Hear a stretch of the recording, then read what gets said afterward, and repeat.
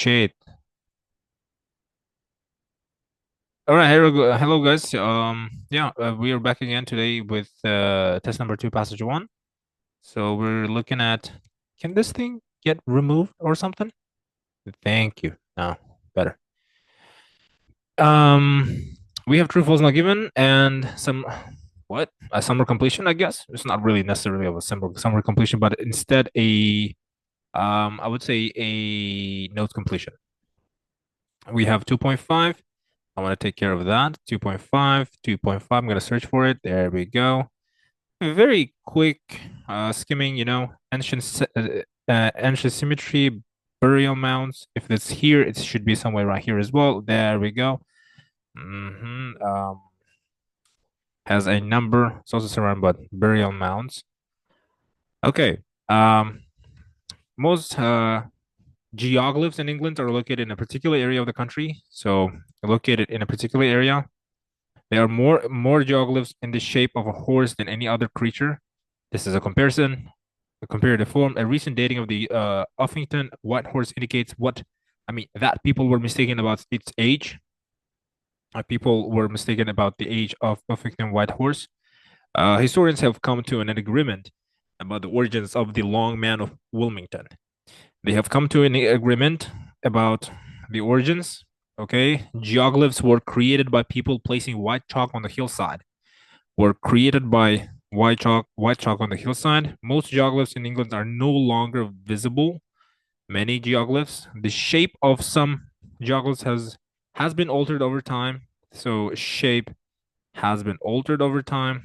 The fame of the Uffington White Horse is due to its size. The fame. All right. The cutting of huge figures or geoglyphs in the earth of English hillsides has taken place for more than 3,000 years. And there are 56 hill figures scattered around England, with the vast majority on the chalk downland of the country, southern counties. So this indicates that it's in a particular area, which is going to be true. So this is going to be the first answer for us. With the vast majority. So you can see the word most is underlined is the vast majority. Vast majority. All right. I'm gonna take that. I'm gonna take, say, give number 1, vast, most is equals vast, vast majority. I'm writing the paraphrasing table. Now, moreover, the figures include giant horses, crosses, and regimental badges. Okay, there are more houses in the shape of a horse. Although the majority of these geoglyphs date within the so the figures include giants, horses, crosses, and regimental badges. They're more geoglyphs in the shape of a horse than any other creature.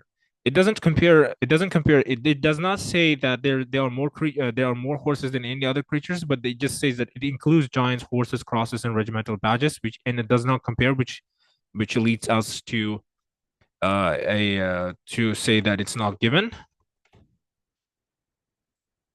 Okay, I'm just gonna say NG instead of saying instead of writing out given fully. Now, a recent dating of the horse, blah blah blah blah blah, was making mistaken about its age. The most famous of these figures is also the most mysterious. The Uffington White Horse in Oxfordshire. The White Horse has recently been redated and shown to be even older than its previously assigned ancient pre-Roman Iron Age date. Okay, so this is going to be number 3 is going to be false. True. So we're gonna do that. So mistaken here means that it was redated. So because it was redated than previously signed, people were mistaken. Is that true? Number 2 is not gonna be there, so I'm just gonna say number 3. Mistaken means redated, and redated older than it's previously assigned. All right. Moreover, More controversial is the date of the enigmatic long man of Wilmington in Sussex. While many historians are convinced the figure is prehistoric, others believe that it was on the work of an artistic monk from a nearby priory and was created between 11th and 15th centuries. Okay, number four, a very interesting question. Historians have come to an agreement, but no, they have not come to an agreement. More controversial is while many historians are convinced, while many are convinced, others believe it was the work of something else, which is false instead of saying it's true. Geoglyphs were created by people placing white chalk on the hillside. All right, so first of all, this is going to be number one. The answer comes here. The question number three comes over here. Say that. I'm just gonna say Q3, Q1. All right. And there we go. This is going to be Q4. Fantastic. The method of cutting these huge figures was simply to remove the overlying grass to reveal the gleaming white chalk below. However, the grass would soon grow over the geoglyph again unless it was regularly cleaned or scoured by a fairly large team of people. So geoglyphs were created by people placing white chalk on the hillside. Number five is a very good question, but here it is saying that the method of cutting these huge figures was simply to remove the overlying grass to reveal the gleaming white chalk. Right? So the method of cutting these huge figures. So they were not placed. So it was made to remove the overlying grass to reveal the gleaming white chalk below. So the method of cutting these huge figures means that geoglyphs were created. So it was not. So the answer is going to be cutting the grass that covered the white chalk, not by placing white chalk on the hillside. It was not. It was not placed. It was cutted. So the answer is going to be false again. All right. Many geoglyphs in England are no longer visible. The method of blah blah blah. There we go. So this is going to be. Okay, this is going to be what? Question 5. Thank you very much. Many geoglyphs in England are no longer visible. One reason that vast majority of hill figures have disappeared is that when the traditions associated with the figures faded, people no longer bothered to remember to clear away the grass to expose the chalk outline. Another one. There we go. We can see that. Question 6. Question 6. Disappeared. Disappeared means no longer visible. So this answer is going to be true. The shape of the sun has been altered over time. Is that amended? Blah blah blah. We have read that. Furthermore, over hundreds of years, the outlines would sometimes change due to people not always cutting in exactly the same place, thus creating a different shape to an original geoglyph. So another answer for that. Question number 7. Yes, it's question number 7. The answer is that they not always cutting the exactly same place, thus creating a different shape. All right, so the question number 7 again is going to be true. The fame of Uffington White Horse is due to his size. The fact that any ancient heel figures survive at all in England today is testament to the strength and continuity of local customs and beliefs, which, in one case at least, must stretch back over millennia. The Uffington White Horse is a unique stylized representation of a horse consisting of a long, sleek back, then just disjointed legs, a streaming tail, and a bird-like beaked head. The answer okay, it just does not talk about it doesn't say. First of all, I don't necessarily believe that unique and stylized representation is something like a famous stuff, although it might be to a certain extent, but it doesn't really talk about how it's famous. So the answer is going to be not given, so I'm just going to give it an NG. Thank you. All right. Now, moreover, a distance of 2.5 kilometers from Uffington village, near an ancient road known as the horse is situated 2.5 kilometers from Uffington village on a steep close to the late Bronze Age. hillfort of Uffington Castle, and below the Ridgeway. So I think known as the Ridgeway. Ridgeway. Ridgeway. All right. So we have the answer for that. So this is going to be question number 9. The Uffington horse is surrounded by Bronze Age. Okay, we did that as well. Dating the Uffington. First reference of what horse hell appears in something in the 070s. 1070. So we have the 1070 over here. The earliest evidence of a horse at Uffington is from the 1070s CE when White Horse Hill is mentioned in documents.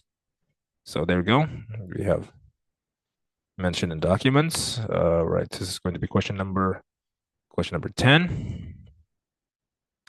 Question number 10. All right. Question number 10 is going to be documents. Pretty easy. You can see here that just it's already appears in, so it's like it mentioned in. It's very easy to navigate. According to analysis of the surrounding, the horse is late Bronze Age. I'm just gonna find the Bronze Age. The horse is Bronze Age. Okay, there we go. Late Bronze Age and early Iron Age. Early Iron Age origin. So according to the analysis, however, in the 1995 optically stimulated luminescence (OSL) testing was carried out by Oxford Archaeological Unit on soil. So the surrounding soil from two of the layer. So according to analysis of the surrounding is like a land. So this indicating a land is a soil. So that's what you have to that's what you have to know. So question number 11 is going to be the answer here. All right. So an emblem to indicate land ownership. The latter of this date, blah, blah, blah, blah. I'm not going to read that really. Was a representation of goddess Epona. I think there we go. We have Epona. However, the cult of Epona, we have another Epona here.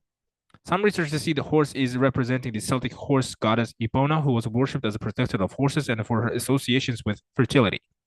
So was a representation of goddess Epona associated with protection of horses and fertility. All right, there we go. We have fertility over here.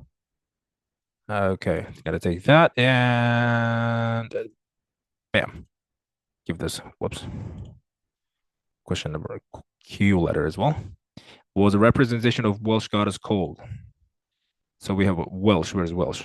There we go. So it is possible that the carving represents a goddess in native mythology, such as Rhiannon. There we go. And yep, bam. We officially finished the walkthrough. It's pretty simple, guys. I don't one suggestion that I recommend when you're doing passage one is that just highlight the words and just find as many keywords as possible. Skim reading is the best technique, I would say, if we can coin the strategy or the methods that we use actually to find the answers for reading. Just skim read. You find the synonyms, find keywords, anything related to that, and just give it a number. For example, if you found the word number 1 for the located in a particular area, so when you look at this word located in a particular area, so you have to understand it's not going to be really paraphrased, but it's going to be, but sometimes it comes some in a phrase that is similar to that. So you will have to understand that it's talking about a some sort of like I would say a city or a land or an area. It doesn't really matter. So you just skim read, you find the keywords, you give it a number, and you read it carefully. But make sure you don't only read one sentence. Make sure you see that there's contradictions, like this one. You can see the method of cutting these huge figures was blah blah blah. However, the grass would and then and just these contradictions they tend to bring confusion to understand to for you to understand. All right, so you just have to be kind of careful to these kinds of tests. And yeah, there we go, guys. We finished officially. I hope that this uh very very rapid walkthrough. Um, If you have any questions, make sure to comment down below and I will come up with a very prompt response. And yeah, thank you very much for watching, guys. If you have any questions, once again, comment down below. Make sure to like, subscribe, share it with those people who are struggling.